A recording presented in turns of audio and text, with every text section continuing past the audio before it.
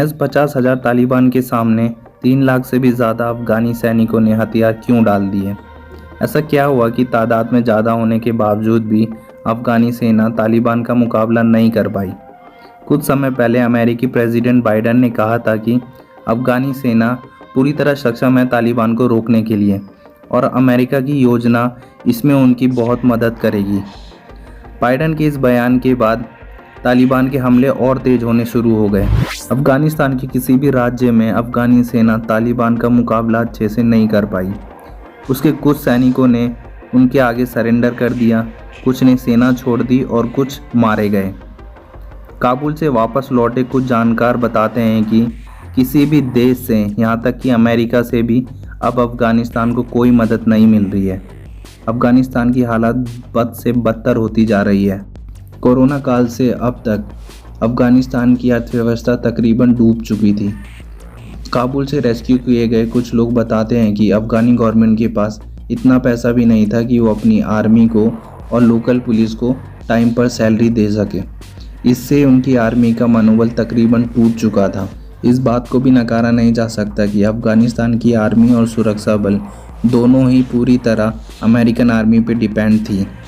अफगानी army में कुछ ऐसे भी सैनिक थे जो तालिबान का क्रूर चेहरा बहुत बार पहले भी देख चुके थे।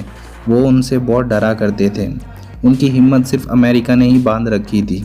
जब अमेरिकी राष्ट्रपति बाइडेन ने अपने सैनिकों को वापस बुलाने की बात कही तो अफगानी सेना का मनोबल पूरी तरह टूट गया।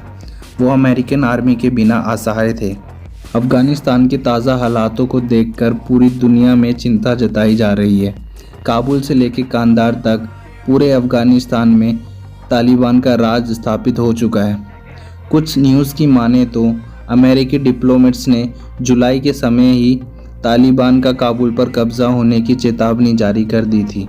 तालिबान की जीत का एक कारण ये भी था कि अफगानी सेना में भ्रष्टाचार बहुत ज़्यादा था। जितनी अफगानी सेना डॉक्यूमेंट्स में बताई जाती है उससे काफ़ी ही कम रियलिटी में है।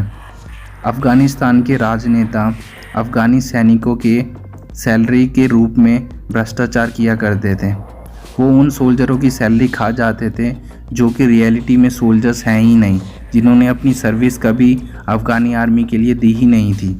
अफगानिस्तान गवर्नमेंट के पास तालिबान को ख़त्म करने के लिए बहुत समय था। 20 साल तक तालिबान काबुल के बाहर ही रहा।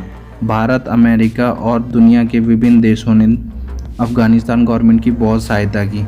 इसके बावजूद भी अफ़गानिस्तान गवर्नमेंट पूरी तरह तालिबान का खात्मा नहीं कर सकी।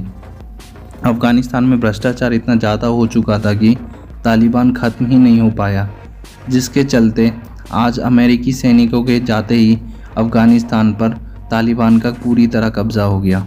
तालिबान अब अफ़गानिस्तान में सिया कानून लगाकर अपनी सरकार बनाने जा रहा है। तालिबान के रूल्स और रेगुलेशंस महिलाओं के लिए अच्छे नहीं माने जाते। पाकिस्तान और चाइना जैसे देश भी तालिबान की सरकार को अपनी सहमति दे रहे हैं। तो दोस्तों, आज के लिए बस इतना ही। आशा करता हूँ आपको मेरा वीडियो पसंद आया होगा। धन्यवाद।